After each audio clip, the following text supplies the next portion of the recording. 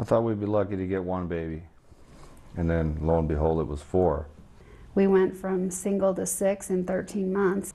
I was worried about their health because of all the complications that they have with multiple births. You know, ranging in 1 pound 12 ounces to 2 pounds 4 ounces in size. They were born at 27 weeks to the day.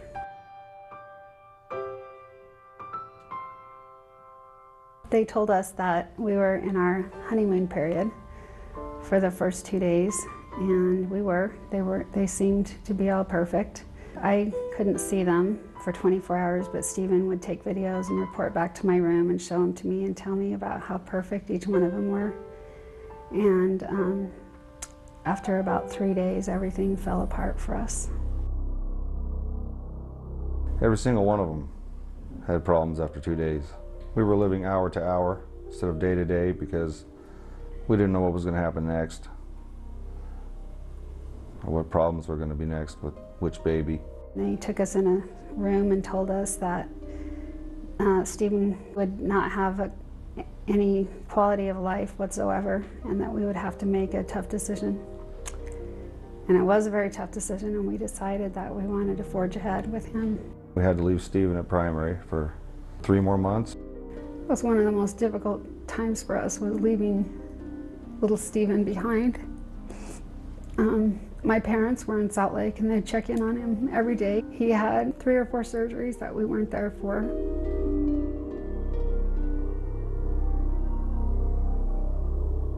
And we got there shortly after he was wheeled into the NICU. And we walked over in the corner and pulled down the blanket and looked at him. He didn't look like our baby. He was still so sick. There were times when I just didn't think he was going to make it at all. As we thought we were going to lose him so many times, Stephen just kept saying, I just picture a little tree house with 2 little boys, missing 1 little boy. We've got to fight for this. He's got to be okay. He'll be okay. We'll get him home.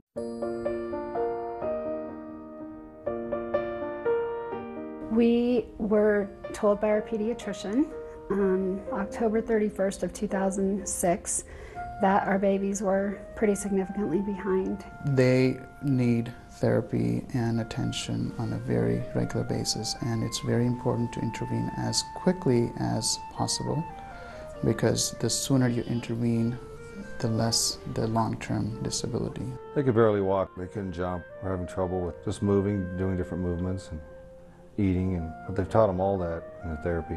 They've changed dramatically thanks to the therapy. They can walk and climb, and they couldn't hardly even jump before. They're more interactive with each other. With the NICU, we have more and more children who are going to need those services. The earlier those children are born, the more likely they are to have difficulties that will require them to have physical therapy, occupational therapy, speech therapy, feeding issues.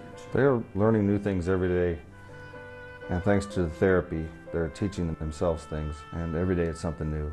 We are forever indebted to our great therapists. Our family will never be the same. I'd like to tell them thanks, because the babies would not have been this well without them. As somebody who has some challenges myself, I remember the impact that a physical therapy had on me. The realization that my body could change and that I had more control over my body than I realized was an extremely powerful moment for me. And as I see that happen in the lives of many of my patients, it's an extremely moving and exciting experience. So though it's not life and death, it is an extremely important thing for the families, and it has lifelong consequences, which is in some ways more important than life and death, because these kids live long lives and they need those feelings of confidence and peace and happiness that come from knowing that they are able to progress just like everybody else. We've had great support from our community as we built the new hospital, as we brought the NICU online, and it was very exciting to see how happy and excited people were in the community to support those new services. Now we are trying to address a gap in care between the NICU and the adult intensive care services. And we are grateful that the community is willing to step up again and help us go to that next level.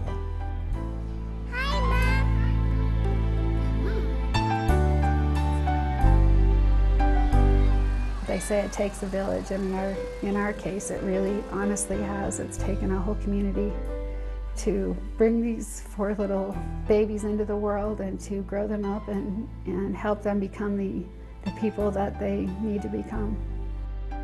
It's something that isn't possible without the giving and generosity of people in this community.